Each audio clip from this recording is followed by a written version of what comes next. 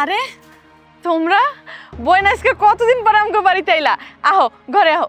কিসের বোন? কার বোন? মানে দেখা মাত্র সম্পর্ক পাতাতে ইচ্ছা করে, তাই না? শোনো, আমি তোমার কোনো বোন টোন না। যাই হোক, এত কথা বলতে চাচ্ছি না। তুমি এক কাজ করো, তোমার স্বামীকে ডেকে দাও, তার সাথে জরুরি কাজ আছে। আচ্ছা, আমি তোমার ভাইরে ডাইকা দিতেছি। এতদিন পরে আমগো বাড়িতে আইয়া তুমি আমার লাগে এরকম ব্যবহার করতেছো। যাই হোক, বাদ দাও, আহো ঘরে আহো।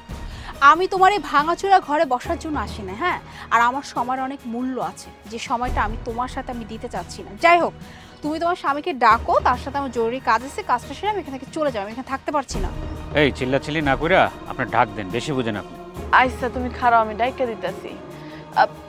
কই গেলা? তাড়াতাড়ি আহো, দেখো কে আইছে আমগো বাড়িতে। আরে বোন, তুই আইসস কতদিন পরে?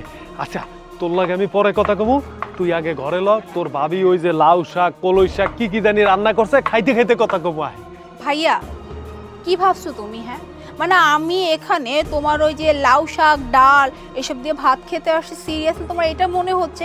এখানে তো দাঁড়িয়ে থাকতে পারতেছি না, আর তুমি ভাবতেছো আমি তোমার এই ভাঙাচোরা ঘরে ঢুকে আমি লাউ শাক দিয়ে ভাত খাবো? সিরিয়াসলি দেখো ভাইয়া, আমি সোজাসুজি কথা বলতে খুব পছন্দ করি। আমি বেসিক্যালি এখানে একটা ইম্পর্টেন্ট কাজে আসছি, তাই আসলে বাধ্য হয়ে আমার এখানে আসতে হচ্ছে, তা না হলে আমি জীবনে এখানে পাও রাখতাম না। এনিওয়ে, ফাইলটা দিন তো। ভাইয়া দেখো, আমি তোমাকে বলছি, বাবা তো অনেক জায়গা সম্পত্তি রেখে গিয়েছে, হ্যাঁ, যেটা কিনা তোমার আর আমার নামে। আমি আমার জায়গা সম্পত্তিগুলো আমার নামে করে নিতে চাচ্ছি। আর এমনি তো হে গ্রামে তো আমার আসা হয় না, বিকজ আমি তো গ্রামে একদম পছন্দই করি না, তো এখানে জায়গা সম্পত্তিগুলো রেখে কী লাভ। তাই আমি ভেবেছি জায়গাগুলো আমার নামে করে নিব, আর আমি একটা এখানে বড় একটা ফ্যাক্টরি দিব। এনিওয়ে, আমি এত কথা বাড়াতে যাচ্ছি না, তুমি চুপচাপ এই দলিলে সাইন করে দাও। বোন, তুই এগুলা কি কইতেছিস বোন? আমি তোরে কত কষ্ট করে লেখাপড়া করাইছি, মানুষ করছি, তুই শহর থেকে গ্রামে আইসস, তুই কি জায়গা জমির ভাগ নিতে আইসস? আচ্ছা ঠিক আছে, তুই জায়গা জমির ভাগ নিতেছস, আমি তোরে জায়গা জমির ভাগ দিয়ে দেব। আগে আমার ঘরে আয়, বহ, কথা ক। ভাইয়া, এসব ন্যাকা কান্না না আমার সামনে দেখায় না। কি বললো তুমি? হ্যাঁ, তুমি আমার জন্য এই করছো সেই করছো, কি মহাভারত জয় করে ফেলছো, তাই না? হ্যাঁ শোনো, সব বড় ভাইরে না তার ছোট বোনের জন্য কিছু না কিছু করে, তুমি আমার জন্য কিছু একটা করেছো। এর জন্য এমনটা না যে সারা জীবন আমি তোমার পূজা করে বেড়াবো। আর আমি তো বললাম তোমার এই ভাঙাচোরা বাড়িতে আমি একদমই যাবো না। এখানে যে দাঁড়িয়ে আছি এতেও আমার প্রবলেম হচ্ছে, আর তুমি বারবার আমাকে তোমার ভাঙাচোরা বাড়িতে ঢুকতে বলতেছো, আমাকে সম্ভব না। দেখো আমার হাতে এত টাইম নেই, প্লিজ তাড়াতাড়ি সাইন করে দাও, আমি এখান থেকে চলে যাবো। নাও ধরো। বোন, তুমি তোমার ভাইয়ের লগে এমনি কথা কইতাছো কেন? তুমি তো খুব ভালো কইরাই জানো তোমার ভাইজান এই দুনিয়ার মধ্যে সবথেকে বেশি তোমারই ভালোবাসে, আর তুমি কিনা তোমার ভাইয়ের লগে এমন ব্যবহার করতেছো। এরকম ব্যবহার কইরো না তুমি। তুমি এমন করে কথা কইলে তোমার ভাই তো হার্ট ফেল কইরা মইরা যাইবো। আই প্লিজ তুমি চুপ করো তো, আমি কি তোমার সাথে কথা বলতেছি? হ্যাঁ, মাঝখানে কথা বলতেছো কেন? আর তোমার স্বামী, আই মিন সরি, আমার ভাই মরে যাবে না কি করবে সেটা আমার দেখার বিষয় না। আমি এখানে যে কাজের জন্য আসছি সেই কাজটা আমি করবো। দ্যাট মিনস আমি এখান থেকে আমার জায়গা সম্পত্তিগুলো সব আমার নামে লিখে নেব। ভাইয়া প্লিজ সাইনটা জলদি করে দাও, আমি আর এখানে থাকতে পারছি না, প্লিজ ধরো।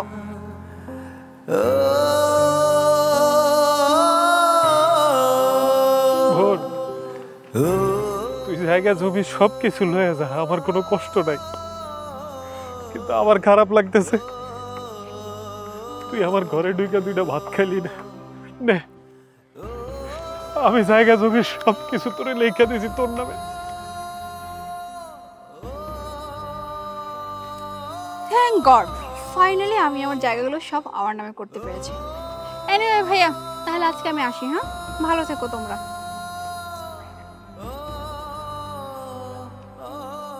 ভাইয়া, আমি তোমার কাছে একটা পেপারস দিলাম সাইন করার জন্য, আর তুমি চুপচাপ সাইন করে দিলে।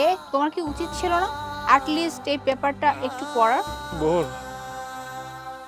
বাবা মা মারা যাওয়ার পরে তুই ছাড়া আমার কেউ নাই। তুই যদি আমার সাদা কাগজেও সাইন করতে কর, আমার জীবনটাও তুই চাস আমি তোরে দিয়ে দিব। আমি তোরে এত ভালোবাসি বোন, কিন্তু আমার খারাপ লাগতেছে তুই আমার ঘরেও ঢুকতে চালি না। ভাইয়া, তুমি কি তোমার বোনটাকে এতটাই খারাপ ভাবলে? হ্যাঁ, মানে তোমার বোনটাকে তুমি চিনতেও পারলে না। মানে আমিও না, মানে তোমার সাথে একটু মজা করতেছিলাম, সেটাও পারলাম না। মানে আমি তো অপেক্ষা করতেছিলাম যে তুমি কখন রিয়াক্ট করবে, কিন্তু না, তুমি তো কোনো রিয়াক্টই করতেছো না, বরং আমি যা বলে যাচ্ছি তুমি তাই করে যাচ্ছ। আর ভাইয়া, তুমি জানো তুমি যে দলিলে সাইন করেছো এটা কিসের দলিল?